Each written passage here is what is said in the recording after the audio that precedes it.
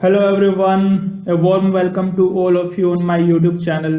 तो दोस्तों, आज तक हमने क्वेश्चन नंबर 160 तक कवर कर चुके हैं और आज जो कवर करने वाले हैं वो क्वेश्चन नंबर 161 से आपका क्वेश्चन नंबर 200 तक आज पूरा कंप्लीट कर लेंगे। और इसी के साथ में हमारा जो ये सीरीज थी, वीडियो सीरीज थी आपका प्रीवियस ईयर पेपर की 2018 वाले की सीपीओ के, वो आपकी कंप्लीट हो जाएगी इसी वीडियो के साथ में। तो मुझे उम्मीद है कि मैंने आपको अच्छे से एक्सप्लेन किया है और आप पहले के वीडियोस देखने के लिए यहाँ ऊपर आई बटन पे क्लिक कर सकते हैं या फिर आप मेरे चैनल पे विजिट करके वहां पे आप प्लेलिस्ट में जाके देख सकते हैं। यहाँ पे जैसे ये मेरा चैनल है, आप यहाँ विजिट करेंगे, चैनल का लिंक आपको वीडियो के डिस्क्रिप्शन में मिल जाएगा और यहाँ पे आप देख सकते हैं ये आपकी प्लेलिस्ट आपको दिखाई दे जाएंगी, आपको वीडियोस दिखाई दे जाएंगे।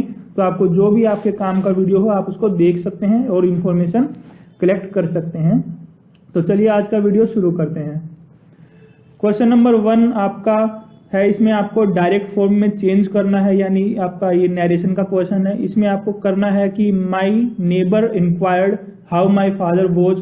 तो आपको वॉज की जगह क्या देखना है, प्रेजेंट में इज देखना है। तो आपको पहले इस चारों ऑप्शन में ये देखना है इज कहाँ कहाँ आया है। तो ऑप्शन नंबर 1 में आपका नहीं आया, ऑप्शन नंबर 2 में भी नहीं आया, ऑप्शन नंबर 3 एंड 4 में आपका इज आया है।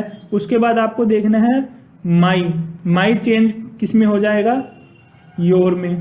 तो आपका option number 4 is the right answer. Option number 3 आपका गलत हो जाएगा क्योंकि यहाँ पे क्या है, माई को एज इट इज यहाँ पे लिख दिया। तो ये ऑप्शन आपका गलत हो जाएगा और सही आंसर आपका ये ऑप्शन नंबर 4 है। अगला क्वेश्चन देखते हैं।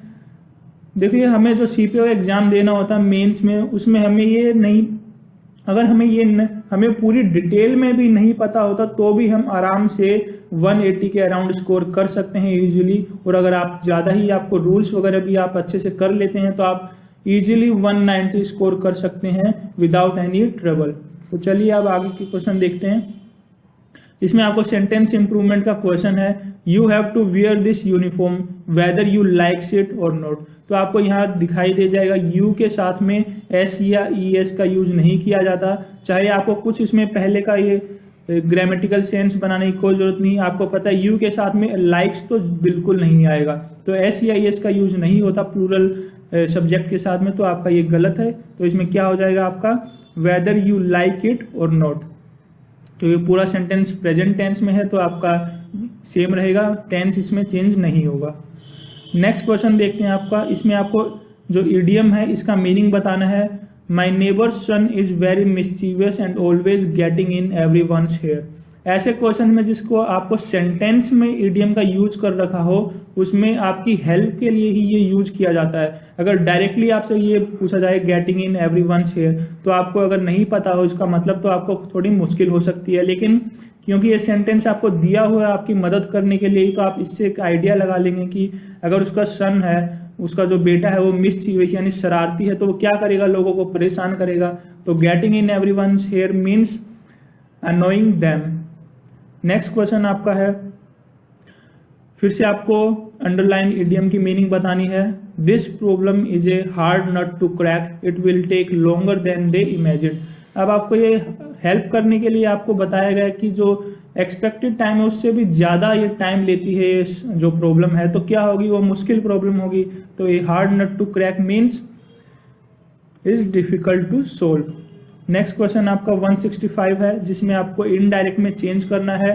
सो द जज said to Jiya stand in the witness box. ऐसे सेंटेंस जिसमें आपको कोई ऑर्डर दे रहा हो, तो उस ऑर्डर में क्या करना, आपको सिर्फ टू लगाना है, उसमें आपको दैट का यूज नहीं करना होगा। ये जो कोमा और जो डबल कोट्स है इसको हटा के दैट का यूज नहीं करते हैं, उसमें सीधा टू लगाते हैं और बाकी का आगे का जो आपका रिपोर्टेड स्पीच है उसको एज इट इज लिख देते हैं। सो द जज said to Jiya, said to आया तो मतलब क्या हो जाएगा, टोल्ड में इसको कन्वर्ट हो जाएगा। सो द जज told Jiya to stand in the witness box. So this is the right answer. इसमें आपका विल आ गया, आर आ गया, टोल्ड के बाद तो टू बिल्कुल नहीं आता, तो ये आपके सारे गलत हो जाएंगे। Option number 4 is the right answer. Next question में आपको क्या करना है, एरर स्पॉट करना है, ग्रामेटिकल एरर है उसको आपको फाइंड आउट करना है कौन से पार्ट में है। So if I join a software company I am getting a good deal of experience. तो ऐसे सेंटेंस जिसमें आपको कंडीशन दे रखी हो कि अगर ये काम हो जाए तो ये होगा, तो इसमें क्या होगा, जो पहले वाला है इफ के साथ में जो सेंटेंस है वो आपका किस में रहता है, सिंपल प्रेजेंट में रहता है, और उसके जो नेक्स्ट वाला जो पार्ट है वो आपका किस में रहता है, सिंपल फ्यूचर टेंस में रहता है। तो यहाँ पे सिंपल फ्यूचर टेंस नहीं है, तो that means I am getting is a wrong part in statement. So ये हमारा सही आंसर हो जाएगा इसमें ऑप्शन नंबर 4, क्योंकि हमें गलत पार्ट ही आइडेंटिफाई करना था। नेक्स्ट क्वेश्चन आपका सेंटेंस इंप्रूवमेंट का है फिर से। So the watchman prevent him from parking his car near the gate.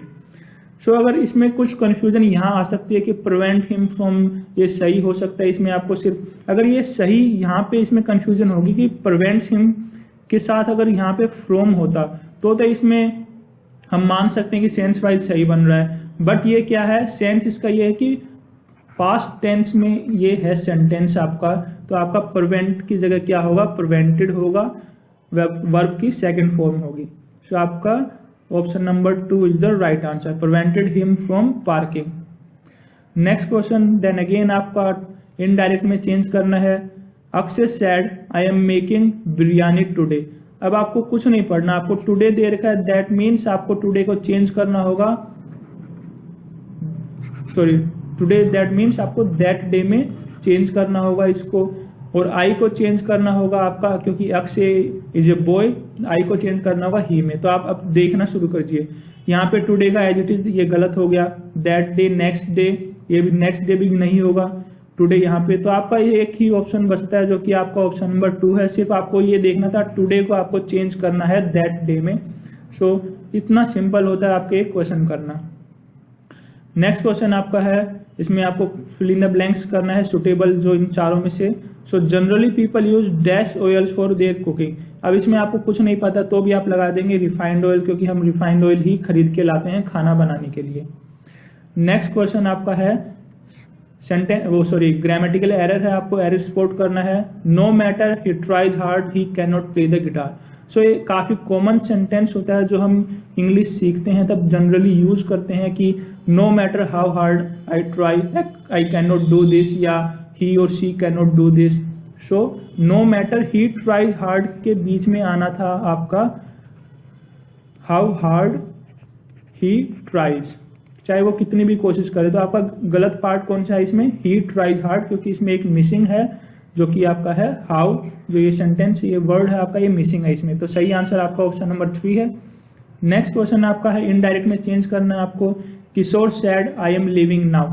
Then again आपको नाव की जगह क्या देखना है, आपको नाव की जगह आपको देखना है देन में कन्वर्ट करना है, क्योंकि नाव का जो इनडायरेक्ट में जब चेंज करते हैं तो नाव चेंज होके किस में हो जाता है, देन में। सो देन आपका आया इसमें 3 ऑप्शन में आया और चौथे ऑप्शन में नहीं आया, तो आपका एक ऑप्शन गलत। देन आपको देखना है आई एम, ये आई का चेंज हो जाएगा ही में, तो आपको देखना है ही किस में, सब में आया है। और एम किस में चेंज हो जाएगा, वोज में, क्योंकि ही के साथ वोज लगेगा। तो that he was living then, he left then ये गलत हो गया, ही हैड ये गलत हो गया। So option number 1 is the right answer, Kishore said that he was living then. Next question आपका है डायरेक्ट में चेंज करना है आपको, इनडायरेक्ट में आपको गिवन है the teacher asked the student if they had understood her question.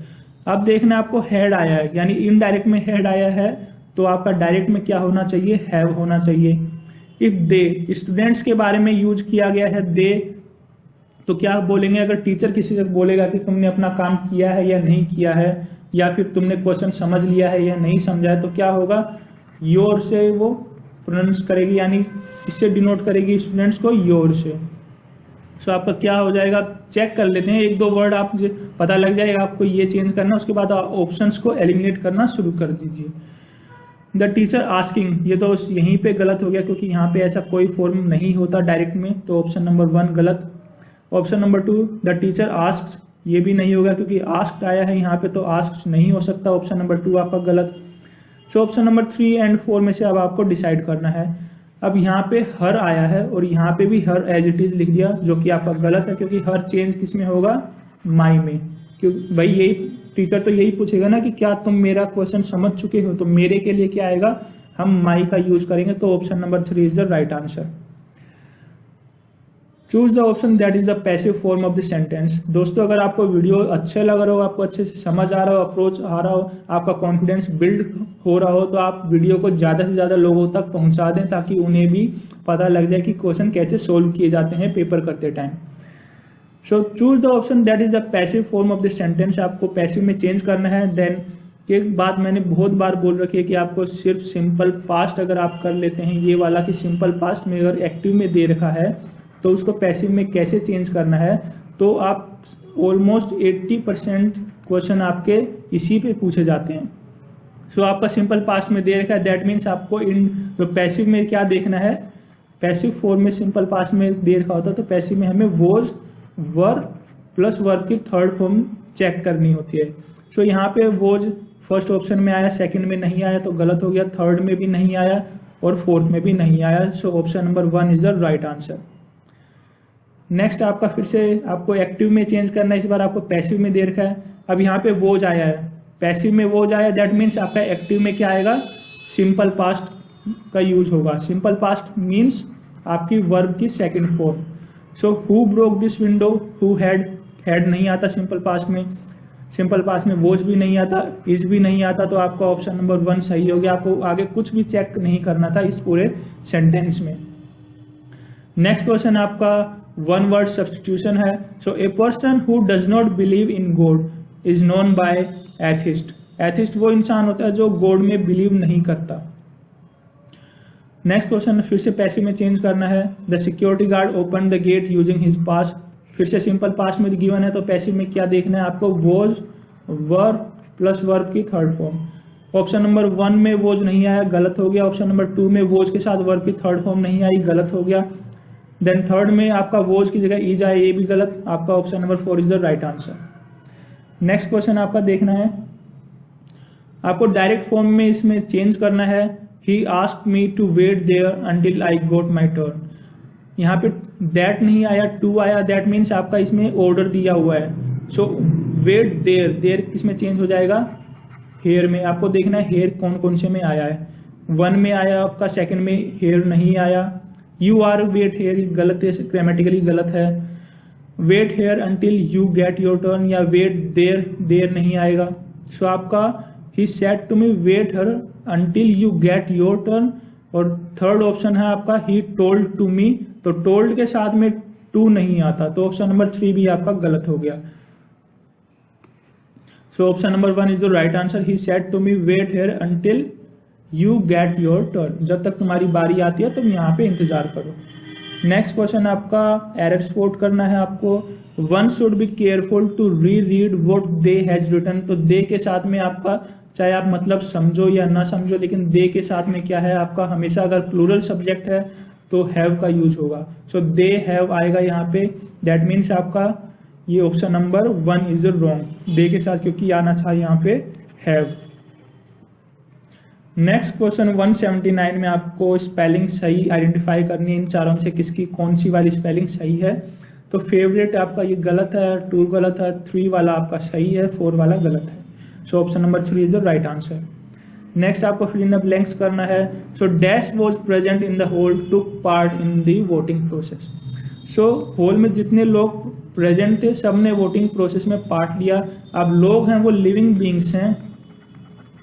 So living beings के लिए हमेशा whoever का यूज किया जाता है, क्योंकि whichever non living, whatever non living और wherever non living things के लिए यूज होता है। तो option number 2 is the right answer. Next question आपके क्लोज टेस्ट है, आपको 5 fill in the blanks fill करने हैं। सो इसमें आपको एक बार रीड करना होता है, आप स्टोरी क्रिएट कीजिए, समझिए उसका सेंस क्या कहना चाहता है इस पैराग्राफ के थ्रू। So chemical additive have a cosmetic effect. Additives are dash used in the food industry. Colour dash food attractive. Colour creates interest. Flavour and aroma dash food are important for marketing. Dash flavour and aroma present in food have an appetising effect on dash. So आपका chemical additives जो हमारे food में use किए जाते हैं उनके बारे में ये पैराग्राफ है। तो अब देखना है आपको कौन कौन से ऑप्शन इसमें आएंगे। सो ऑप्शन यहाँ पे जो फिल इन द ब्लैंक्स 1 है उसमें आपका Chemical additives have a cosmetic effect. Additives are dash used in food industry. Hardly used, seldom, widely, rarely. तो additives क्या है, बहुत ज्यादा यूज किए जाते हैं. तो बहुत ज्यादा के लिए कौन सा वर्ड सही है, widely. हार्डली मतलब, seldom मतलब, ये सारे क्या हैं, एक दूसरे के सिनोनिम्स हैं. widely मीन्स होता है बहुत ज्यादा यूज, बहुत मात्रा में यूज किए जाते हैं additives. So colour dash food attractive. Colour, ये पूरा जो आपका पैराग्राफ है ये प्रेजेंट में है, तो आपका सारे जो आपके वर्ब्स आएंगे, जो सेंटेंस बनेगा वो सिर्फ प्रेजेंट में ही बनेगा. तो कोई भी ऐसा वर्ब जो आपकी पास्ट में दे रखी हो, वर्ब की सेकंड फॉर्म, थर्ड फॉर्म, ये सब यूज नहीं होंगे, सारे प्रेजेंट टेंस में ही आने चाहिए.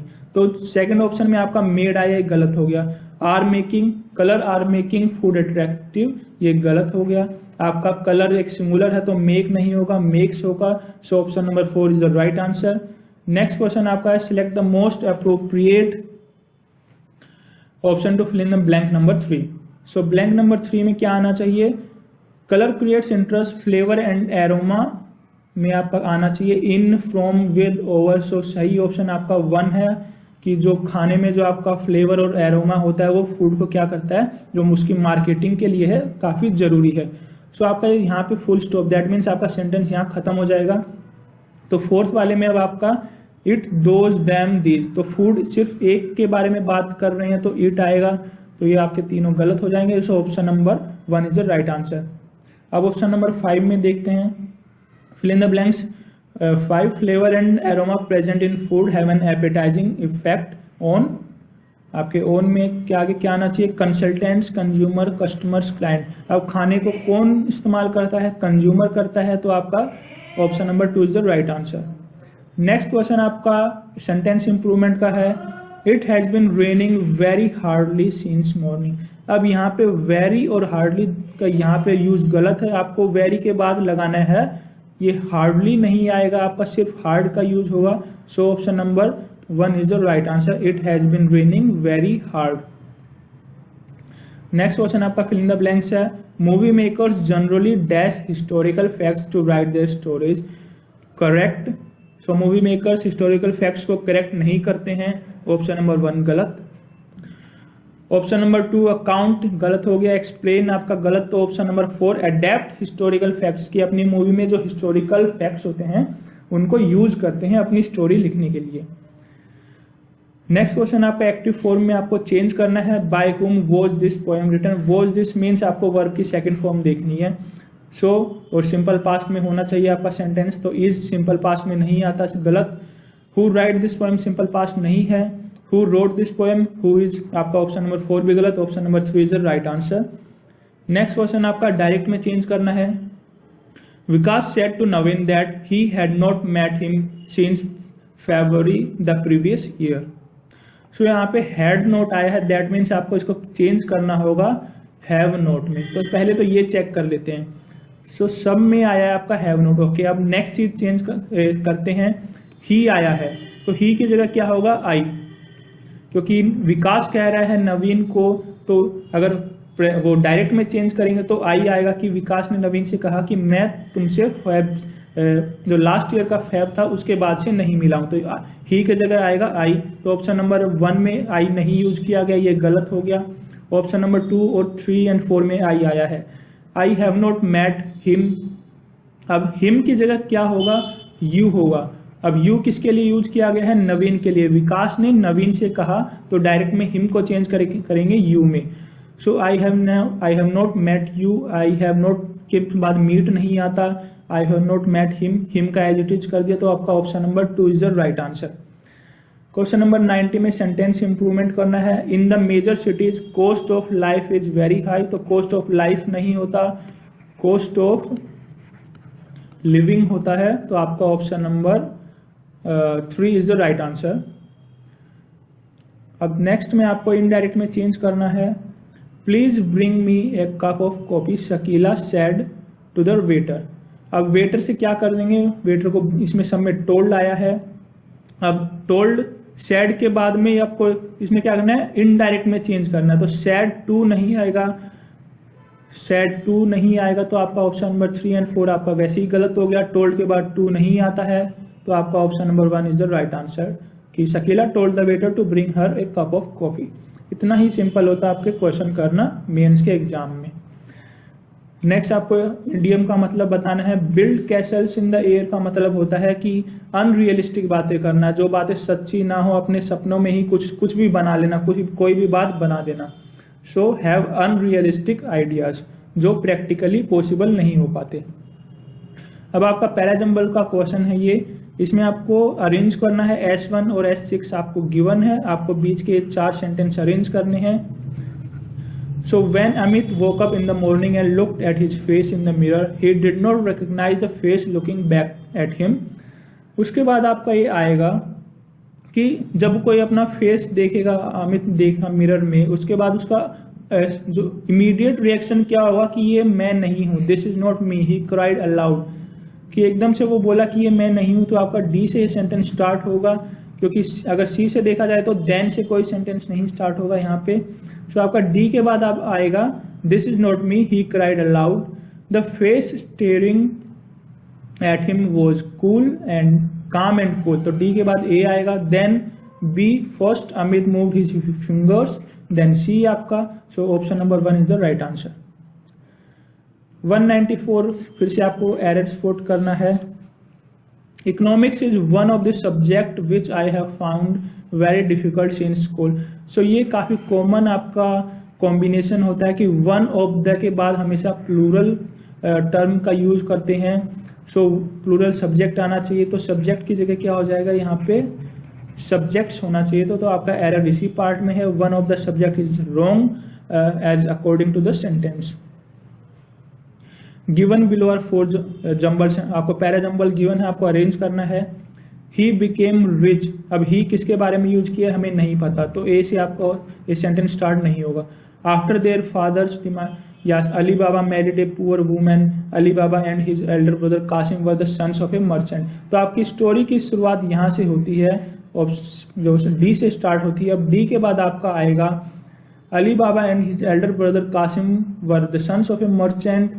Ali Baba, after their father's death, the greedy Qasim married a wealthy woman. तो D के बाद B आएगा, that means आपका option number 1 is the right answer, D, B, A, C.